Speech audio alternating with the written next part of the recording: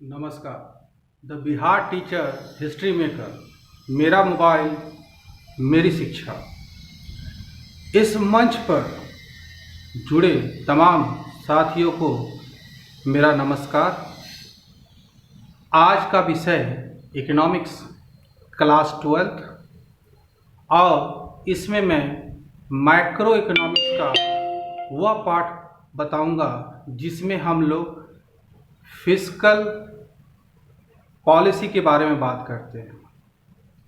बच्चों, ये fiscal policy chapter में एक टॉपिक है जिसका नाम है डेफिसिट फिनांसिंग। डेफिसिट फिनांसिंग क्या होता है, उसे हिंदी में क्या कहते हैं? बच्चों, सबसे पहले आप यह जानें डेफिसिट फिनांसिंग के कई नाम हैं, ठीक है। उसको हिंदी में हम लोग बजट घाटा, यानी कि बजट में होने वाले घाटा, इसको हम लोग बजट घाटा भी कहते हैं और इंग्लिश में डेफिसिट फिनांसिंग में बोलते हैं। इसका दूसरा नाम प्राइमरी बोरोइंग भी है और कहीं कहीं इसका नाम हाई पावर्ड मनी भी है।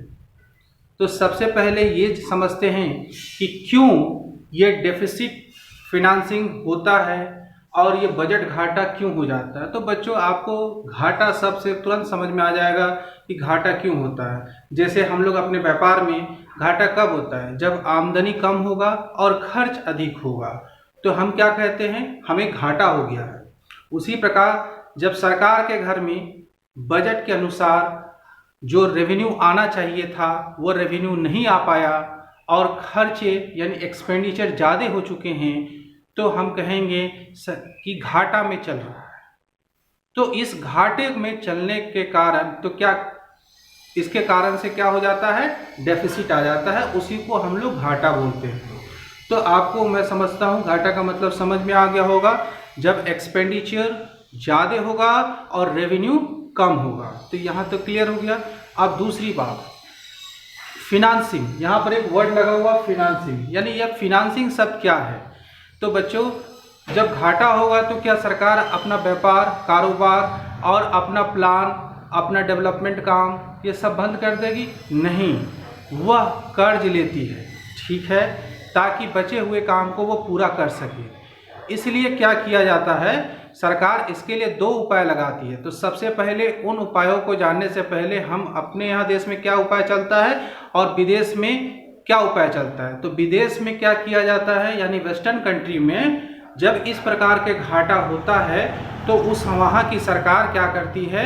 लोन लेती है, जिसको हम लोग इंग्लिश में बोरोइंग कहते हैं, ठीक है। यहाँ तक क्लियर हो गया। तो वहाँ की सरकार डेफिसिट फिनांसिंग कैसे करती है? बोरोइंग करके। भारत में बोरोइंग जो होता है वह नहीं करके सरकार क्या करती है? प्रिंट करती है करेंसी, यानी नए करेंसी को छपवाती है ताकि इकोनॉमी में पैसा आ सके, ठीक है। अब हम लोग समझते हैं कि जब इकोनॉमी में इतना ढेर सारा पैसा आ जाएगा तो उसके निगेटिव यानी नकारात्मक प्रभाव क्या होंगे। तो पहला पॉइंट मैंने लिखा है इन्फ्लेशन। जैसे ही ये प्रिंट होकर हमारा करेंसी हमारे देश में आएगा तो इन्फ्लेशन कैसे होता है वो समझिए। सबसे पहले मान लीजिए कोई इकोनॉमी है ये, ठीक है। इस इकोनॉमी में पहले से 10 रुपया था, सरकार ने नोट छाप कर इसमें 1000 रुपया और डाल दिया, ठीक है। तो इकोनॉमी में पैसा बढ़ गया। जब पैसे बढ़ेंगे तो मान लीजिए किसी आदमी का सैलरी जो था वो 10 रुपया था और वो बढ़कर 15 रुपया हो गया, ठीक है, यानी कि सैलरी भी बढ़ गया, ठीक है। इस चीज को समझिए, सैलरी बढ़ गया। अब जब सैलरी बढ़ेगा तो बनाने वाला जो वस्तु है यानी गुड्स एंड सर्विसेज वो बाजार में तुरंत थोड़ी बढ़ जाएगा, वो तो लिमिटेड रहेगा। तो गुड्स और स्टॉक तो लिमिटेड है। तो मान लीजिए वो ब्रेड खरीदने गया, ब्रेड का दाम 10 रुपया है, ठीक है, ब्रेड का दाम 10 रुपया है, तो वो ब्रेड बेचने वाला उसको वो 20 रुपया में ऑफर कर देगा। तो इस प्रकार सामान का दाम महंगा हो जाता है। तो जब वो डेफिसिट फिनांस हमारे यहाँ होगा तो इस तरह से इन्फ्लेशन आएगा, ठीक है। अब दूसरा पॉइंट समझते हैं गवर्नमेंट डेब्ट, यानी सरकार का कर्ज का बढ़ना। दूसरा पॉइंट है गवर्नमेंट डेब्ट इंक्रीज। कैसे गवर्नमेंट का डेब्ट इंक्रीज होता है? तो बच्चों, यहाँ पर आप समझिए क्या करता है सरकार हम लोग का। मान लीजिए इसको डेब्ट यानी कि कर्ज लेने के लिए बोरो करने का ऑप्शन नहीं है, तो वो क्या करेगी, सबसे पहले या तो वो टैक्स को बढ़ा देगी। अगर टैक्स बढ़ाना पॉसिबल नहीं है तो क्या करेगी, वो दूसरा ऑप्शन इशू करेगी।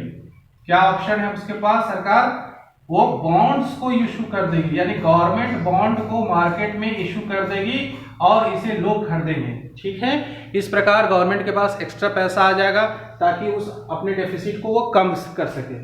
तो जब बॉन्ड इशू होगा तो आप मान कर चलिए बॉन्ड 10 साल 20 साल के लिए इशू हुआ, तो इससे क्या होगा, ये 10 साल 20 साल के बाद तो कर्ज चुकाना ही होगा। तो ये भी कह सकते हैं कि आज का लिया हुआ कर्ज फ्यूचर में जाकर वो चुकाया जाएगा। तो ये पॉइंट आपको क्लियर हो गया, गवर्नमेंट डेब्ट इंक्रीजेस। अब दूसरा पॉइंट क्लियर होने के बाद तीसरा पॉइंट पर हम लोग चलते हैं, क्राउडिंग आउट, यहां लिखा हुआ है क्राउडिंग आउट प्राइवेट इन्वेस्टमेंट। इसमें क्या होता है इसको बढ़िया समझिए।